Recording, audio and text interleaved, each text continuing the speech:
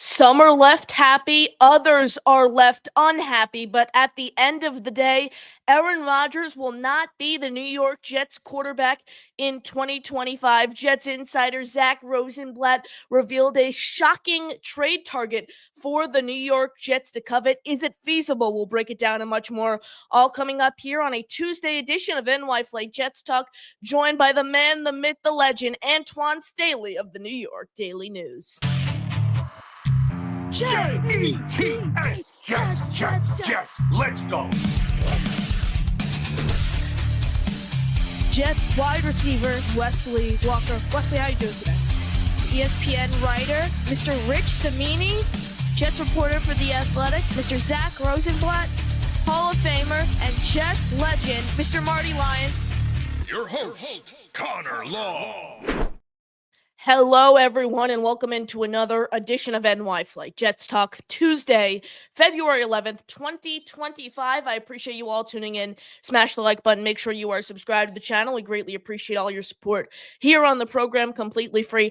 Helps us grow significantly, but a paid way to support the show. Gifting membership, super chatting every membership or every $2.99 super chat will get you a raffle ticket for our raffle. Joe Klecko signed jersey, Mark Gastineau signed jersey, Bill Parcells signed photo, free item from the merch store, channel emoji, among the prizes we are giving away this month. Throw the ticker on down below. I appreciate you all tuning in. And before we bring Antwan on, we already got 2 memberships today. Our guy Austrian Jet Fan comes in with a gifted membership that went to our guy Malcolm Harper.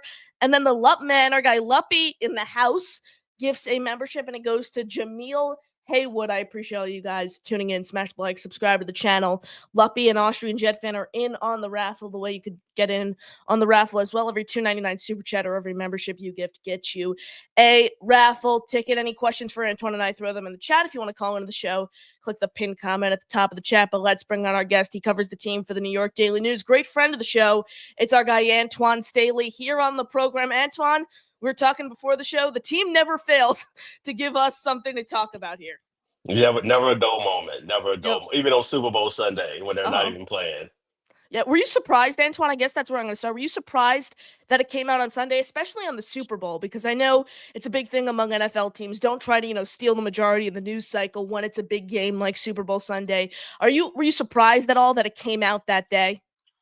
Yeah. I mean, I think a lot of people were. I think that's why the team wanted to wait, and I think they're still waiting. I mean, the Jets haven't, they've declined comment at this point. They don't necessarily want to say anything. I think they want to give Aaron Rodgers his respect, just simply because he came to the organization expecting to win a championship. Obviously, that didn't happen, and he's a future Hall of Fame quarterback. So yeah, they definitely want to make sure they respect him in the right way. So I think in due time, probably later on this week, I would guess. They would have some kind of official statement. And Antwan, I'm going to pull up this chart here because I want to, go against this narrative that Jet fans are saying, oh my God, you move on from Aaron Rodgers, automatic tank year 2025. I want to get your thoughts there on that narrative. I see you laughing, and then I'm going to pull up this chart I have for all you fans. Thoughts there? Just about the tanking. Yeah. It's not a tank job. I mean, they won 5 games last year, basically. I mean, what did they? They won 3 and 25. I mean, it's not that big of a deal. I mean, we all knew it was going to be some transition, especially with Aaron Glenn coming in. Anytime you have a new coach and a new GM, it's going to be, a little bit of transition there. I know, I get it. Jet fans are upset. I think a lot of it has to do with just the finality of it. They expected Aaron Rodgers to compete the championship with Aaron Rodgers, and obviously that didn't happen. And then all of a sudden, they're taking this, talented quarterback in their eyes away from them. But, the fact of the matter is it just didn't work. It didn't work for a variety of different reasons. I don't think it's all Aaron's fault. I think it's a variety of different reasons why it didn't work. But the fact of the matter is it just didn't work. And it's now trying to find something different and try to find a new quarterback. And, you want to sustain success for a long period of time. And that's something the Jets really haven't had.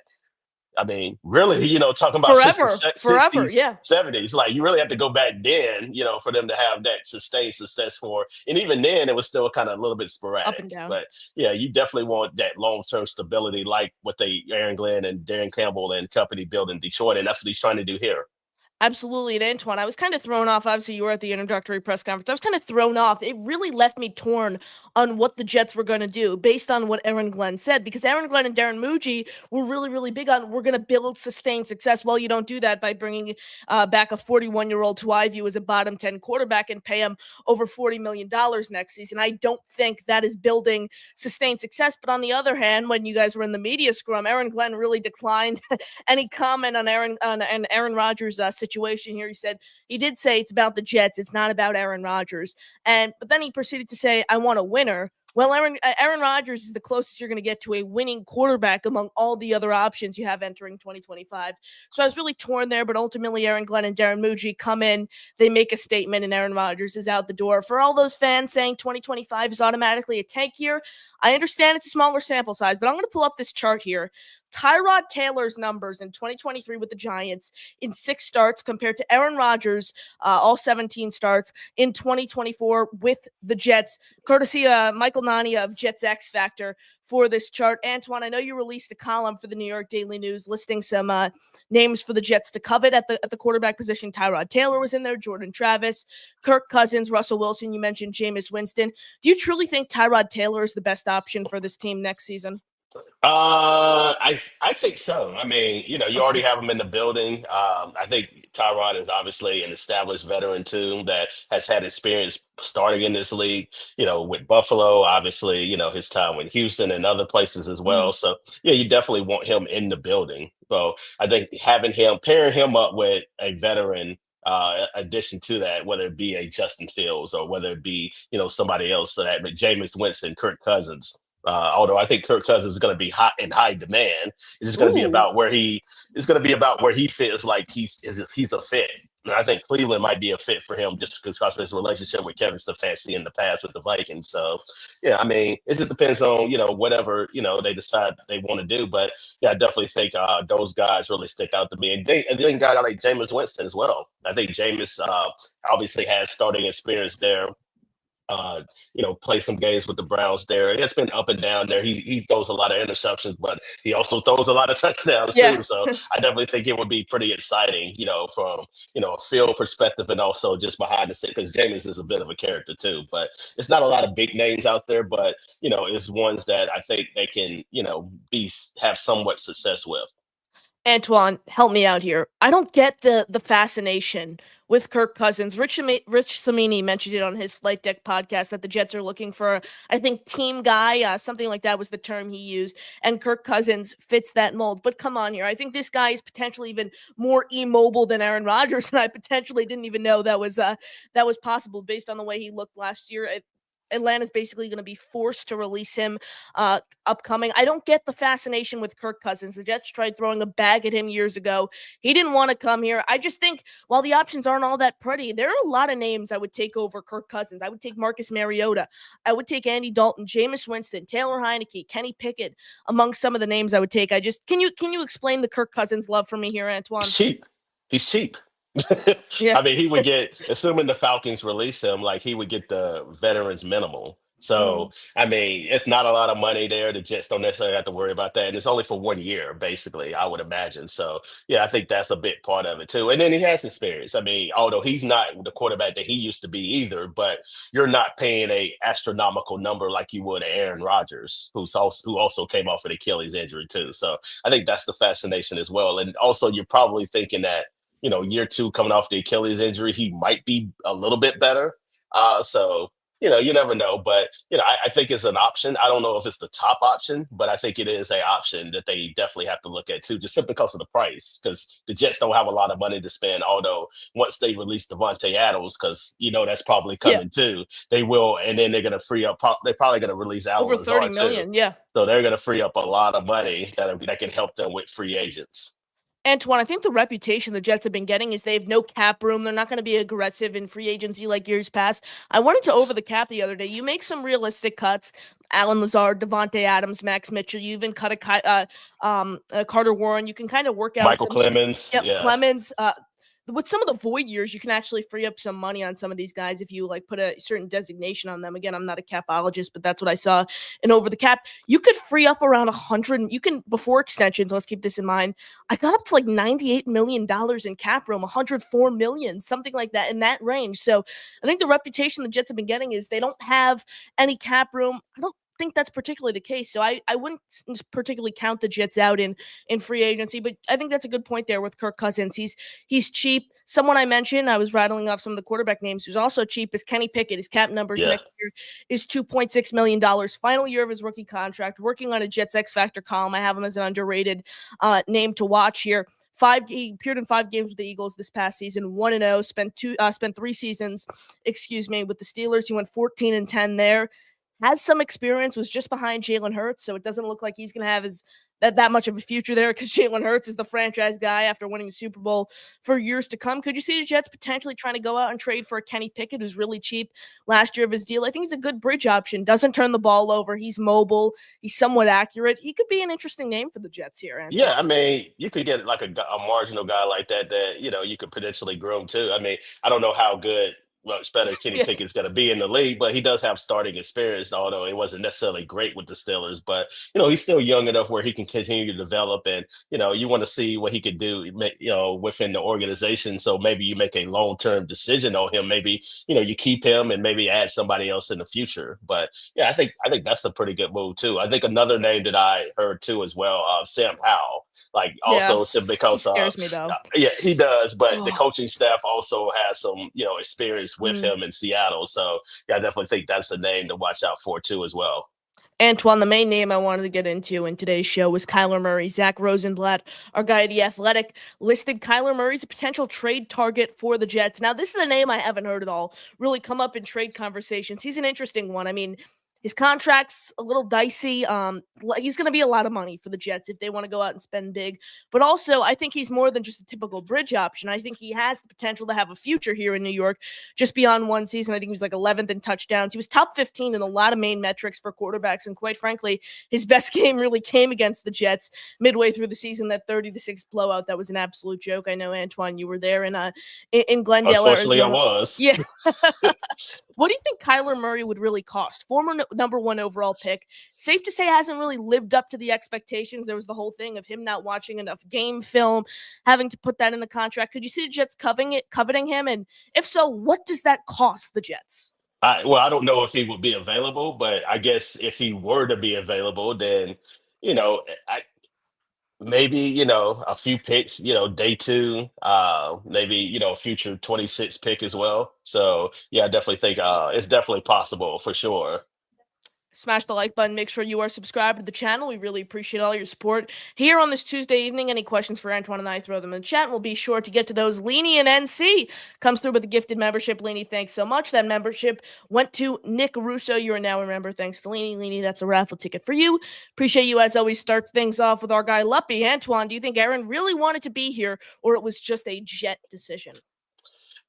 He might have not wanted to be there, but from the Jets' perspective, like the Jets aren't saying anything, so that's the Yeah. thing. Like you got to try to read between the lines Mhm. and figure out things out. I think for his perspective, he probably didn't want to learn a new. He would have to learn a new offense. He would have to conform to what Aaron Glenn expectations were. Maybe no McAfee, maybe no extracurricular things too as well. And Aaron's a guy that goes to the beat of his own drum, fairly or Yep. unfairly. So I definitely think for sure I definitely could see that. Jets afterburners are guy Liam in the building. Do you see them drafting a kid or hitting free agency? If so, who? Antwan, I know you rattled off a lot of free agents. There any draft guys you want to look out for day 2, day 3? Kyle McCord from Syracuse, I'm a huge fan of. Reminds me a lot of Jared Goff from a size perspective. Again, pocket passer, the athleticism isn't there, but adds great touch, layers velocity to his ball. Is a nice deep ball. Got kid out of Syracuse. Where's number 6? Because of Mark Sanchez. I would love Kyle McCord on late day 2 or early day 3. I think both. You should do both, really. Like I think Okay. they could draft somebody in day three potentially. You're looking at a guy like or late, day two, like a guy like Will Mhm. Howard in addition to Kyle McCord too. I think Will Howard made himself a lot of money. with Mm, winning the national championship with Ohio State. I'm not saying he's going to be a first round pick, but I think teams are looking at him differently now, just simply because he was engineered. He was like the catalyst and helped yes. engineer that Ohio State team to that national championship, and he played well. So I think he's a good guy that you can pick up in the third round potentially. So yeah, everybody talks about Jackson Dart there too. I know a lot of people have talked Yeah, about him taking him at 7. I think that would be a big time mistake. for sure. I think it'd be similar to the mistake they made in, with taking Zach Wilson. Like, and so, yeah, Wow. I am not, a fan of Jackson Dart by not in the first round anyway. No, If you yeah. want to take him in round 2, that's fine, but round 1, that's way too early for me. But somebody might, because I think it's only 2 quarterbacks that everybody has a consensus on that's going in the first round, and then after that, people talk about Murrow or Dart, but it's a lot of quarterback needy teams, and somebody's probably gonna reach for him at some point. So I could see somebody actually trading back into the first round and possibly getting him late, just so you can pick up that 5th-year option. Our guy Chris Grasso in the building. Chris says, "What are the chances we bring in Justin Fields, Antwan?" I know you included him in your article. He's certainly a top free agent. I think the Jets should go after if they want to go the free agency route to fill the quarterback job. Mobile, was able to put something together, facilitate a few wins during 6 starts with the Steelers this Four past and two. season. Yeah, I would love Justin Fields next season here among the options. Yeah, I think what I would do, this would be my plan. Bring Justin Fields in. If he wins the job, then you can build the offense around the ground game and Brees Hall too as well. And I think that would give some teams some fits there. I'm not saying the Jets are gonna, make the playoffs or anything like that, but have that, offense that can cater around the running game there. And then also Justin Fields can use his legs to we know how explosive he was, especially in Yeah. Chicago, using his legs. So that could be really a dangerous thing for a lot of opposing defenses. So yeah, Justin Fields, Tyrod Taylor, Jordan Travis, we'll see how he figures into Yeah. all that too. But also, I would definitely draft somebody too, maybe on day 3. You mentioned Jordan Travis there, and I was about to relay back to what you said a few minutes ago, Antwan, about drafting a guy, signing a guy in free agency, and obviously Tyrod Taylor on your roster. So that leaves Jordan Travis as pretty much the odd one out. I've gone down this rabbit hole so many times. I can't echo it enough to you guys. I love Jordan Travis. I think he has a high ceiling. I love the pick. However, those banking on Jordan Travis, you got to stop right now because He's we're a fifth talking. round pick. He's Fifth a round fifth round pick. pick who broke his knee, broke his leg, whatever it was. Ankle. Yeah, Yeah. ankle. Last year of his senior year of college. That is a gruesome injury that we don't see a lot of people come back from. I think if you anything you get from Jordan Travis as a bonus and you go in expecting absolutely nothing. Because I think there's a high Right. chance based on this injury. I certainly hope it's not the case, but the way it's been progressing as well, there's a chance Jordan Travis never takes an NFL snap here. Or even then, like you have to also look at it like this. This regime that's coming in now did not draft him. So we Yeah. don't know how they feel about him. So Uh-huh. it's a chance he might not even make the roster. Like Oh, wow. I'm not saying that's Yeah. going to be the case, but he is a 5th round Mm. pick too. So I think they probably would keep him if he's healthy, but we don't know the health of like the status of his injury right now in the rehab because he was in the building a little bit. He was not in the building last year, so it's hard to get a gauge right now where he is exactly. But hopefully we can find out soon. But even then, like I still think they should draft the quarterback. Speaking of connections to the regime, Jared Stidham is a name I've heard come around, and Courtney NJ comes in and says, "Do you see Mooj bringing over Stidham as a potential backup option?" Now, Antwan, Joe Caparoso of Badlands spoke a lot about Stidham to me, not because he wanted him. He could just see Darren Mooj trying to bring him over from Denver. Obviously, a pending free agent, but we're talking about someone who barely beat out Zach Wilson for the Denver Broncos #2 spot on their quarterback depth chart. Jared Stidham among a lot of the names on that list, I am not a fan of. I mean, Mason Rudolph, Taylor Heineke, the Red Rifle, Andy Dalton, Marcus Mariota, all these guys I would take over Jared Stidham. I put him in Yes. that same tier of like Sam Ellinger and Easton Stick, 2 guys who are also pending free agents. I just don't think Jared Stidham is a good football player. No, I would bring him as a camp arm. Like I would do Okay. that, but as far as like him expectations of him being the backup, yeah, I can't get behind that at all. I don't think that would be a good move there. And as bad as weak as the free agent class is, as you alluded to, they are more established names. So I would bring in Andy Dalton before I bring in Oh, Jared Stidham. 1000%. Like Yeah. not even like not no question whatsoever. So absolutely not from my perspective.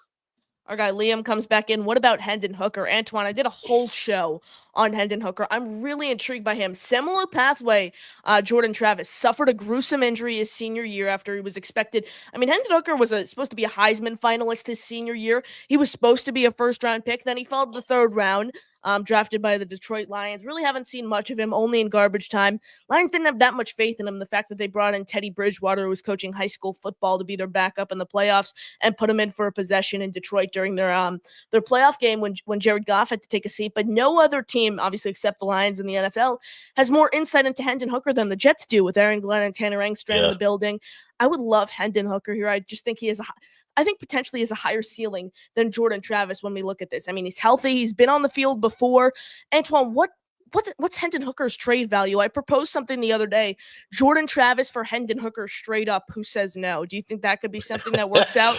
I don't know if that will work out, but maybe Okay. like a 6th or 7th round pick, maybe like a conditional 6th round pick or something like that. Maybe. I mean, I haven't seen Hooker since he was at Tennessee, so I know I loved him Okay. then. I thought he was tremendous. Obviously, the injury really set everything back. I thought he was going to be a first round pick despite his age. He is Yeah. a little Okay. bit Oh, older. he's 28 now or 27, something like that. I think he will be 28 later on this Yeah, year. So the time to make it happen is definitely now for him. for sure. But yeah, I mean, I wouldn't mind it at all, so long as he's healthy, which it seems like he appeared like he is. So, but I don't know the type of football player that he is because it's been so many years removed from what he was with the Volunteers. But I did love him there. So if they like him, then I think it'd be a good move, especially a low cost move for him. For sure. Let's see. Where were we? Chris, why would you give up anything for a bum like Pickett? LOL. This is Antoine, I see your reaction there. I don't know what to say here, I've been Chris. getting all this. I've been getting that all like my whole. So I'll just not to interrupt you, but All good. when I released the article today about the quarterback options, people were mad at me because for giving the option. Exactly. I was like I don't know what to tell you. Like these are the options. Like it's Uh-huh. not my fault that these are the options. Like all I can Yeah, do is just be the messenger. And for yeah, sure. you're getting upset at me because the options suck. I have nothing to do with that. Exactly. And something happened. I was watching a Jet show the other day, another Jet content show after they released Aaron Rodgers, and I didn't say again. A lot of things have gotten misconstrued with my words this offseason. I said Ron Rivera would be a better head coach option for the Jets than Rex Ryan, and then it automatically turned into the whole thing. Well, Connor, you're crazy. You think Ron Rivera would be a good Jets head coach? Well, no, I just said he would be better than Rex Ryan, and that is not a high Correct. standard whatsoever. And Well, he's coached in the league yeah, more recently. since So yeah, 2023. correct. He's a coach of the year. He's brought a team to the Super Bowl. Again, conversation for another day. But I said 3 underrated name to watch. The guys I'm putting in my article: Kenny Pickett, Gardner Minshew, and Tanner McKee. And people started going after me. They were like, Connor, what are you talking about? These are terrible names. How do you want these guys? I'm like, again, I never said I wanted these guys. I just said these are underrated names, sneaky names to look out for. And among all the options, they aren't the worst names in the world because it's not particularly the cream of the crop here when we're looking at all these names. So why would we give up anything for a bum like Pickett? I don't know if he's a bum compared to all the No. other options. He's 15-10 as a starter in his career. I don't know if you consider Kenny Pickett a bum here, Antwan, giving up a day 3 pick. Sometimes it takes players time to develop. I'm not saying Kenny Pickett is going to be a great starting Mhm. quarterback and win the league at one day or not. I'm just saying that he's still young, For and sure. the Pittsburgh situation. I mean, he was when you go into Pittsburgh, you're expected to win immediately. I don't Because they care make the who you playoffs are. every year. Exactly, or you're contending every single year. So Yeah. it wasn't necessarily, I don't think, the best situation for him. So now going to the Eagles, having a bit of a setback there, being able to sit and watch Jalen Hurts, I don't think it's a bad move at all. Like, and you talk about Gardner Minshew, I imagine the Raiders release him, so I don't think it's going to cost them a lot of money. I will say the previous regime really liked Gardner Minshew. Okay. I don't know how this regime feels They like about him, Jacoby but Brissett too. yeah, they did. Like, I know they really like Gardner Minshew. Like, I'm not sure how Aaron Glenn and Muji feel about him, but to bring him in, as far as competing, Minshew has experience. Like, I wouldn't be opposed to that either.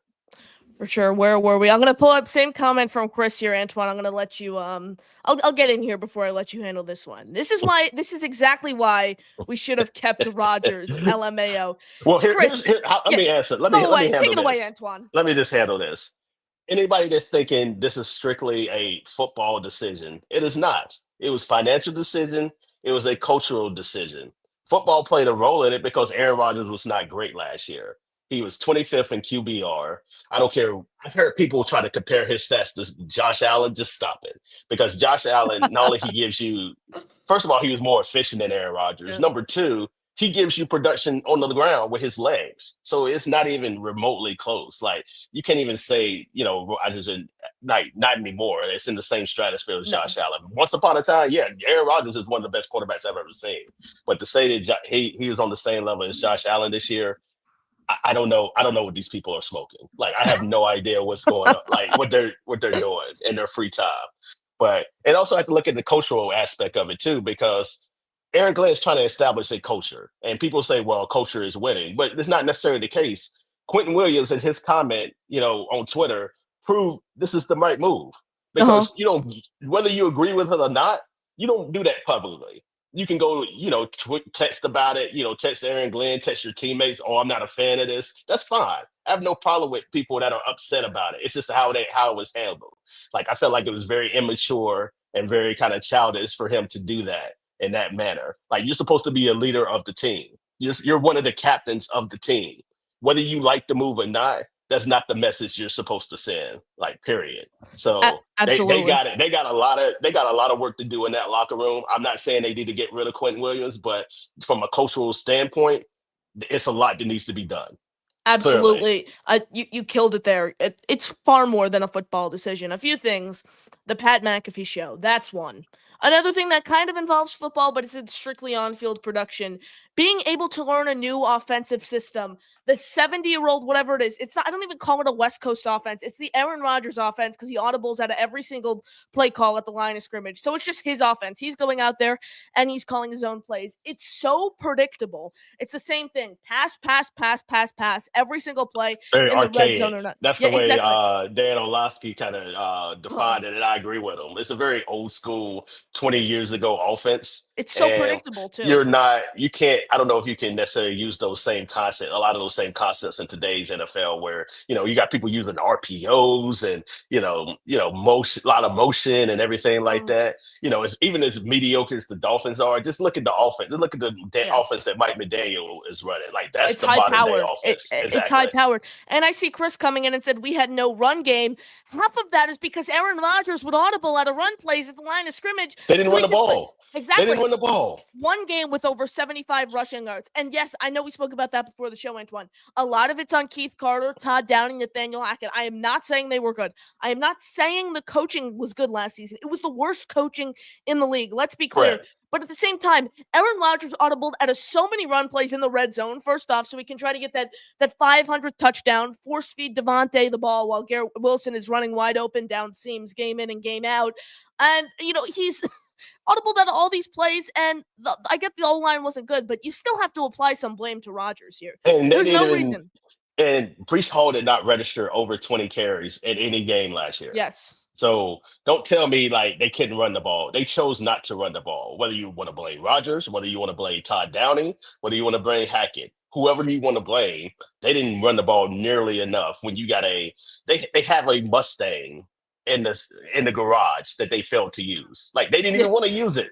Yeah. Like they just say, "Oh yeah, we're not going to use that. We're just going to keep it in the garage." Because that's how I think about Brees Hall. Like I'm not saying he's the best running back in the game, but he is a talented running back that can do a lot of different things, and you failed to use him correctly. So Agreed. yeah. So it's not his fault they couldn't run the ball. It's the fact that they chose not to. For sure. 1,000%. And my main question to you, Chris, and all the other Aaron Rodgers fans out there, based on his production last season, is he worth $40 million? I know No. the whole thing is he is going to put them in the best position to win. Let's be real, Antwan. This is not an all-in year. The past two seasons No. were all-in seasons. This is and I said it the day they hired Aaron Glenn, please, please, please don't, if they start 0-6, if they finish the year 5-11, whatever, 5-12, 6-11, please don't start the same thing the Patriot fans did with Gerard Mayo, fire Aaron Glenn and Darren Muji after year one. I said it the day they hired him. This first season goes deeper than the record is. Is there a Right. culture change? I think that is the first thing you look at. Sustained success was a huge talking point. That's what you're going to look for. The goal in the NFL is not to go, okay, you bring Aaron Rodgers back for $40 million next season. Oh, maybe you go 9-8, get the 7th seed in the AFC East. Then you go Get into bounced out. exactly. You go into Buffalo wild card weekend and lose 40-0, and then you don't return for another 5 years. And your That's not cap the goal. situation is bad. And Like, you do own you want to? Do you $63 want to be million. the Saints? That's why I ask Exactly. people: do you want to be like the Saints? Look at the Saints situation right now. They've been kicking the can down the road for years, and like now it's time to pay the price. Like it's time to pay Yeah, the piper now.